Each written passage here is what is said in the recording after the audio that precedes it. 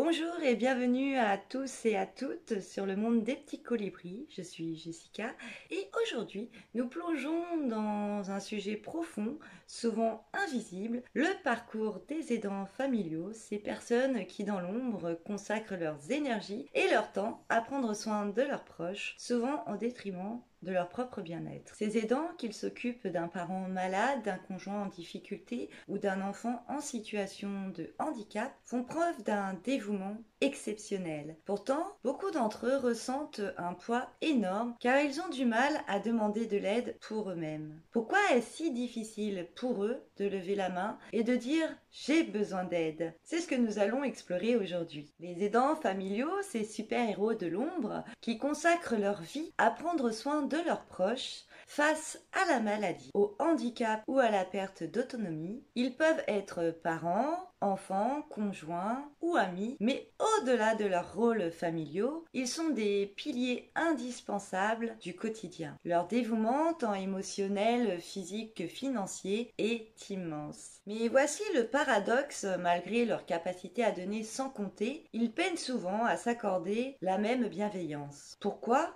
La peur d'être perçus comme faibles, la culpabilité de ne pas en faire assez et l'illusion qu'ils doivent tout gérer seuls les en empêchent. Malheureusement, cette difficulté à demander de l'aide les mène souvent à l'épuisement, voire à une profonde détresse émotionnelle. Aujourd'hui, nous explorons ces défis et partagerons des pistes pour aider nos précieux aidants à trouver le soutien dont ils ont besoin. Deuxième partie, ce que disent les spécialistes. Hélène Rossino, médecin de santé publique, met en lumière l'importance de reconnaître le rôle des aidants dans notre système de santé. Elle souligne que beaucoup d'aidants ressentent une pression énorme pour tout gérer seuls, de peur d'être perçus comme des échecs s'ils demandent de l'aide. Elle insiste sur le fait que demander de l'aide n'est pas un signe de faiblesse, mais une nécessité pour maintenir leur propre bien-être. La BPCE, l'Observatoire, qui est un groupe de recherche au sein du groupe BPCE,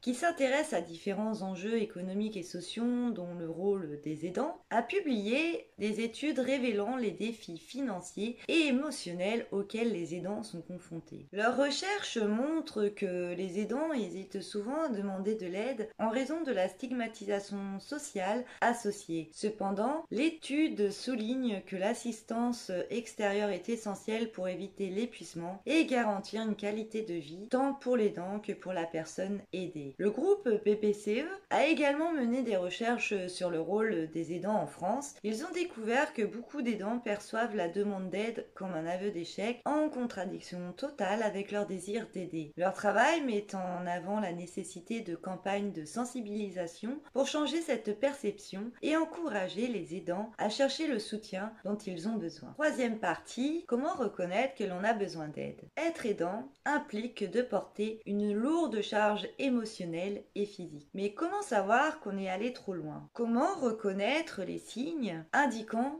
qu'il est temps de demander de l'aide? Voici quelques indicateurs qui indiquent que vous ou quelqu'un que vous connaissez peut être à bout. Premier point, une fatigue constante, même après avoir dormi, et des douleurs physiques liées au stress. Deuxième point, irritabilité accrue avec des sauts d'humeur ou une tendance à être submergé par des petites contrariétés. Troisième point, isolement social avec une réduction des contacts avec les amis et la famille, car tout le temps est consacré à la personne aidée. Quatrième point, sentiment de culpabilité ou de honte à l'idée de demander de l'aide ou de prendre du temps pour soi. Et cinquième point, difficulté à se concentrer ou à prendre des décisions, signe d'un épuisement mental. Reconnaître ces signaux est essentiel, ils ne sont pas une preuve de faiblesse, mais un signe qu'il est temps de se préserver pour continuer à être présent de manière durable. Quatrième partie, comment accepter l'aide sans culpabiliser. Demander de l'aide n'est pas une tâche facile pour les aidants.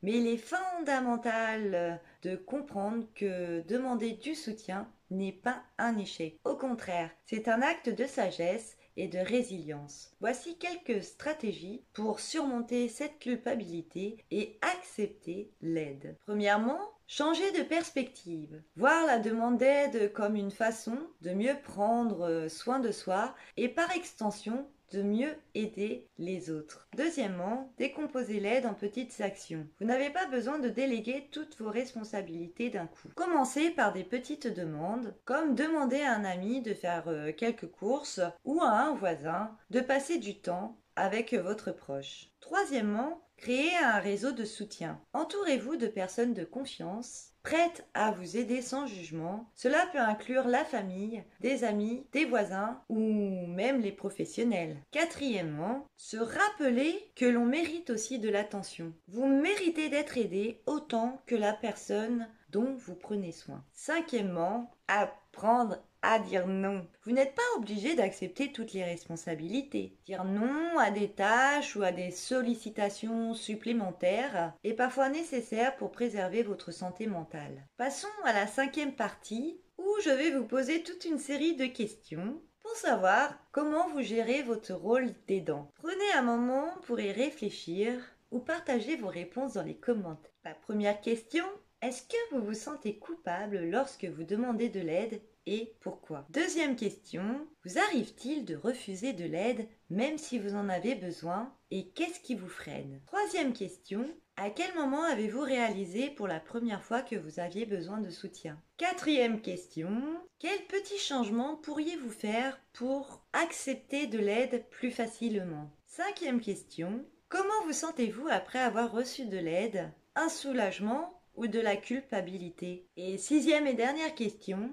quels sont les moments où vous vous sentez épuisé par votre rôle d'aidant? Passons maintenant à la sixième partie, quelques suggestions de lecture pour aller plus loin et mieux comprendre comment demander de l'aide en tant qu'aidant. Alors le premier livre que je vous conseille, Être proche aidant, c'est apprendre à danser sous la pluie plutôt que d'attendre la fin de l'orage, de Rosette Poletti. Donc c'est un guide pour les aidants qui cherchent à trouver un équilibre entre prendre soin des autres et se préserver. Et sa phrase clé, s'aider soi-même, c'est aussi aider les autres. Un deuxième livre, le guide de survie des proches aidants, conseils pratiques pour soutenir sans s'épuiser, de Michel Arcan et Lorraine Brissette. Ce livre aborde les stratégies pour éviter l'épuisement en tant qu'aidant et comment accepter l'aide extérieure sans culpabilité. Et une petite phrase clé, accepter de l'aide n'est pas abandonner, mais se renforcer. Ensuite, je vous conseille un troisième livre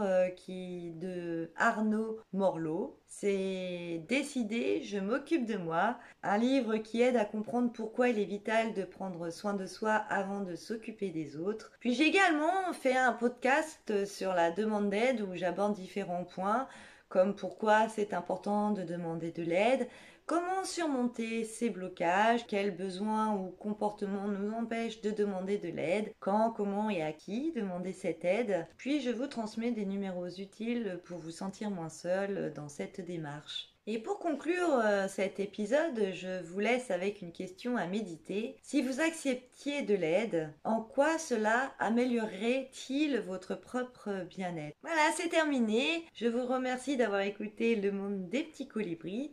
Si vous êtes un aidant, n'oubliez pas que vous avez aussi le droit à un soutien. Parlez-en autour de vous. Faites appel à vos proches ou à des professionnels. Et surtout, n'oubliez pas de prendre soin de vous. Abonnez-vous pour plus d'épisodes sur le développement personnel et partagez vos réflexions dans les commentaires. Je vous embrasse bien fort. Prenez bien soin de vous et de vos proches. Je vous dis à très vite. Bye bye!